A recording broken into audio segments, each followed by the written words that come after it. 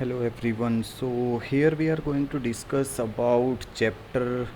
6 that is triangles. हाँ, हम triangle chapter यहाँ पे स्टार्ट करने जा रहे हैं।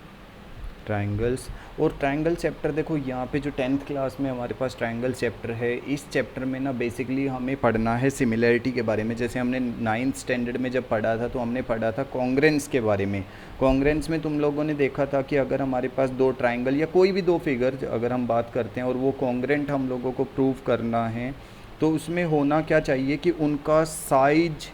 उनकी शेप, दोनों चीज़ें बिल्कुल सेम होनी चाहिए। साइज एंड शेप जब हमने बात की थी तो वो बिल्कुल क्या होना चाहिए, सेम। यानी कि अगर मैं देखो जो मोटी मोटी सी एक रिपीट अगर मैं करूँ इस चीज़ को, तो इसमें क्या था कि अगर हमारे दोनों ट्रायंगल्स, देखो अगर मैं ये दो ट्रायंगल्स बना रहा हूँ ना, ये दोनों एक दूसरे को कम्प्लीटली कवर कर सकते हैं। अगर ये पूरी तरह से कवर करते हैं ना तो ये हमारे पास क्या थे, फिर ये दोनों ट्रायंगल्स हमारे पास थे कॉन्ग्रेंट। लेकिन देखो सिमिलर में ऐसा होना ज़रूरी नहीं है। सिमिलर के लिए क्या है कि वो दोनों चीज़ें ना दिखने में एक जैसी होनी चाहिए। अगर ये इक्विलेटरल ट्रायंगल है तो ये भी इक्विलेटरल होना चाहिए। अगर कोई सर्कल है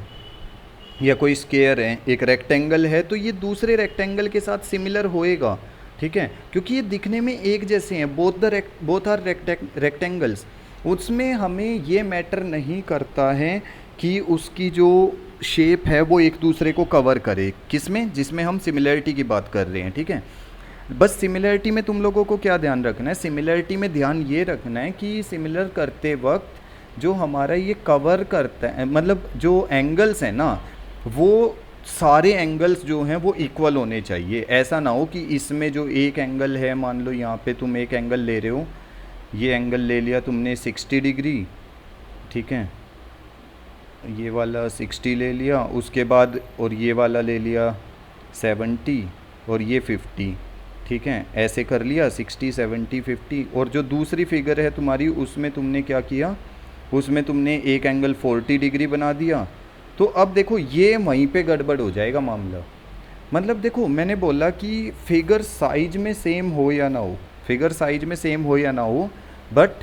उस फिगर में क्या होना चाहिए, उस फिगर में all angle should be equal. सारे एंगल्स, कोरेस्पॉन्डिंग एंगल्स इक्वल होने चाहिए, ठीक है। कोरेस्पॉन्डिंग एंगल्स जो हैं दोनों फिगर्स के इक्वल होने चाहिए। या फिर दोनों की जो साइड्स हैं ना, साइड्स जो होनी चाहिए, देखो कोरेस्पॉन्डिंग एंगल्स तो इक्वल होने ही चाहिए, उसके साथ क्या होना चाहिए, साइड्स का जो रेशियो है, यानी कि साइड्स जो कोरेस्पॉन्डिंग साइड्स हैं वो प्रोपोर्शन में होनी चाहिए। They should be in proportion, ठीक है। तो खैर मूव करते हैं इस चैप्टर के सबसे इम्पोर्टेंट टॉपिक की तरफ। सबसे पहले सबसे इम्पोर्टेंट टॉपिक है इस चैप्टर का ये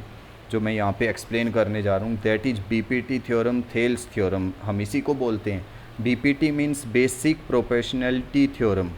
ये हमारे पास थ्योरम है, देखो बेसिक प्रोपोर्शनैलिटी थ्योरम। तो इसमें है क्या, if a line is drawn, if a line is drawn parallel to one side of a triangle to intersect the other two sides in distinct point, the other two sides are divided in the same ratio। अब इसका meaning क्या है, देखो मैं यहाँ पे तुम लोगों को बताता हूँ। एक बार मैं इसको यहाँ पे लिख लेता हूँ कि ये हम जो डिस्कस करने वाले हैं, ठीक है, इस थ्योरम के बारे में हम डिस्कस करने वाले हैं ना। तो मैं एक बार इसका थोड़ा सा साइज इंक्रीज कर देता हूँ ताकि विजिबल हो जाएगा, ठीक है। देखो ये हमारे पास थ्योरम है, if a line is drawn parallel to one side of a triangle to intersect the other two sides in distinct point, the other two sides are divided in the same ratio. अब इसका meaning क्या है, देखो ये क्या कहता है, ये कहता है कि कोई भी तुम एक ट्राइंगल ड्रॉ कर लो, कोई भी ट्राइंगल हो सकता है वो, ठीक है, हम एक ट्राइंगल ड्रॉ कर लेते हैं, ठीक है। ज़रूरी नहीं है कि वो आइसोसेलेस इक्विलेटरल, कोई भी ट्राइंगल हो सकता है। द क्वेश्चन इज सेइंग कि अगर तुम किसी एक ट्राइंगल में, हमने एक ट्राइंगल ले लिया है, देखो उसमें कह रहा है कि if you are drawing a parallel, a side parallel to one of the side, एक साइड ड्रॉ करते हो दैट इज पैरेलल टू, कहीं पे भी देखो मैंने यहाँ पे एक साइड ड्रॉ करने जा रहा हूँ, ठीक है, ये साइड मैंने पैरेलल ड्रॉ की है किसके, BC, मतलब मैं अगर इसका नाम रख देता हूँ यहाँ पे name of the triangle A B C, ठीक है, ये हमने नाम रखा और ये पॉइंट है हमारा डी और ये वाला पॉइंट है ई, ठीक है। देखो मैंने क्या किया, एक ट्राइंगल लिया, ट्राइंगल क्या लिया, ए बी सी, है ना। अगर मैं यहाँ पे देखो गिवन की बात करूँ तो गिवन स्टेटमेंट हमारे पास क्या है, what is given to us, given statement है हमारे पास that A B C is a triangle, is a triangle, A B C एक ट्राइंगल हम लोगों को दिया हुआ है, ठीक है। A B C is a triangle, ये गिवन में लिख सकते हैं हम, कोमा, और क्या दिया हुआ है, एंड डी ई, ये जो डी ई साइड है ये पैरेलल है, this is parallel to B C, D E side क्या है, बी सी के पैरेलल है, ये भी दिया हुआ है हम लोगों को कि जो डी ई है वो बी सी के पैरेलल है, ठीक है। तो ये चीज़ें हम लोगों को दी हुई हैं, A B C is a triangle, D is parallel to B C. अब ये कहना क्या चाहता है, ये कहता है कि प्रूव करो, what we need to prove. देखो हम लोगों को प्रूव क्या करना है, टू प्रूव, मैं वो चीज़ लिख देता हूँ क्योंकि वो सबसे इम्पोर्टेंट पार्ट होता है कि हम क्या प्रूव करने वाले हैं आफ्टर गिवन पार्ट। हमें प्रूव करना है the other two sides are divided in the same ratio, मतलब कि जब हम ये डी ई लाइन ड्रॉ कर रहे हैं ना तो हमारे पास ए डी, एक तो आएगा A D upon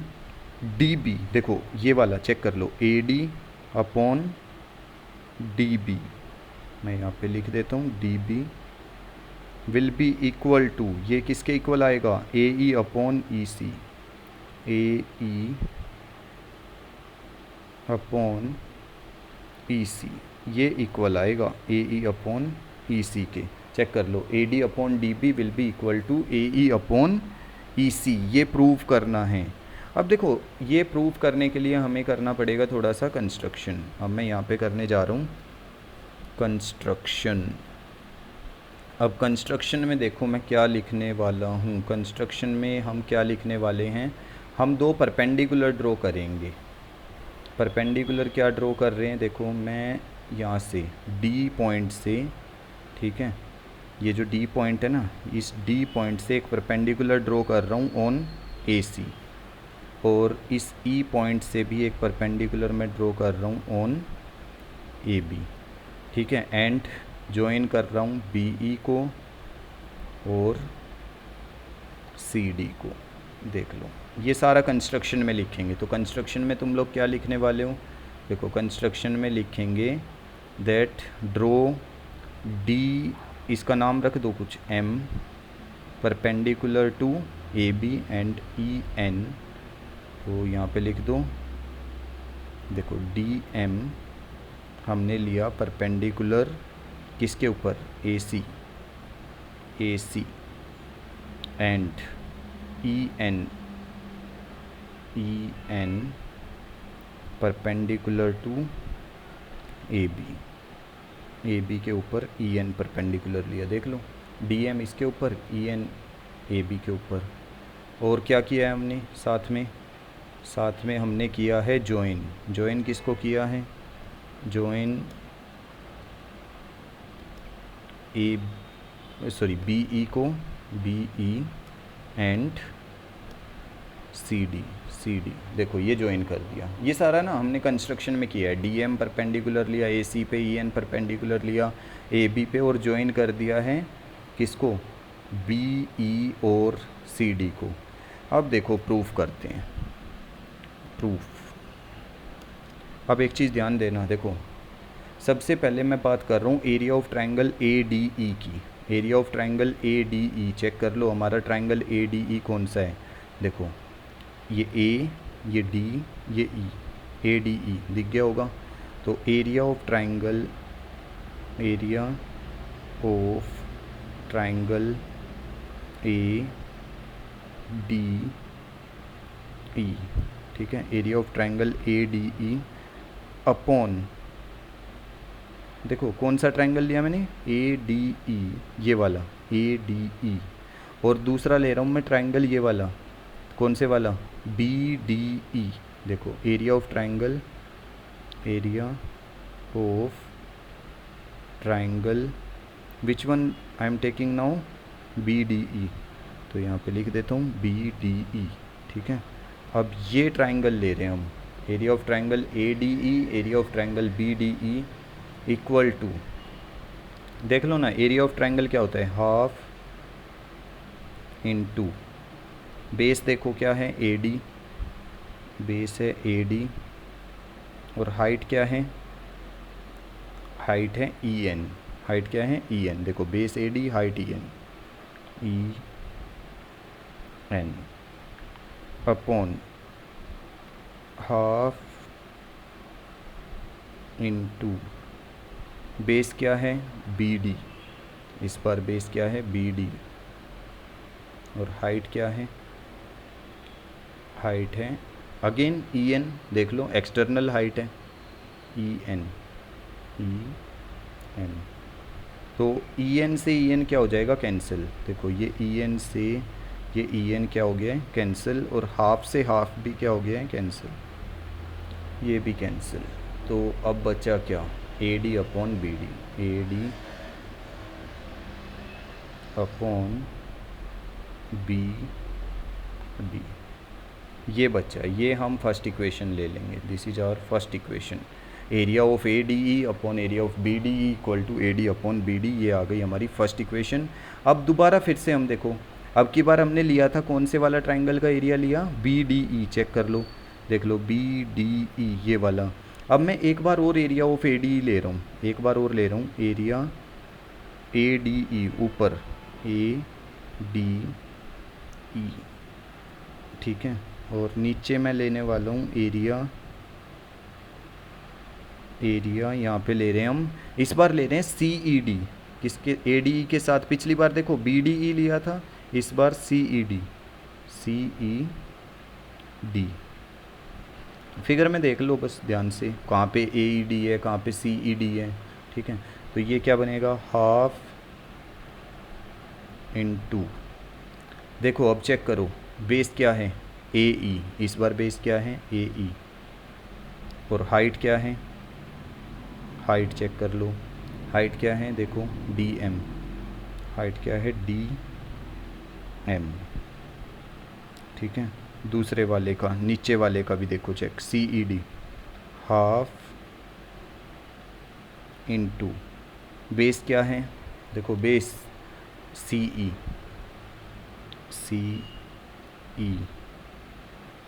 into D M, height तो यही रहेगी ना डी एम, क्योंकि एक्सटर्नल हाइट है, तो डी एम, ठीक है, ये डी है, डी एम, थोड़ा सा लिखना टफ होता है इस पर, ठीक है। तो अब ये डी एम से डी एम क्या हो जाएगा कैंसिल, ये कैंसिल आउट हो गया, हाफ से हाफ भी क्या हो गया कैंसिल, तो ये बच गया हमारा ए ई अपॉन ए ई अपॉन सी ई, ये हमारे पास बच जाएगा ए ई अपॉन सी ई, ठीक है।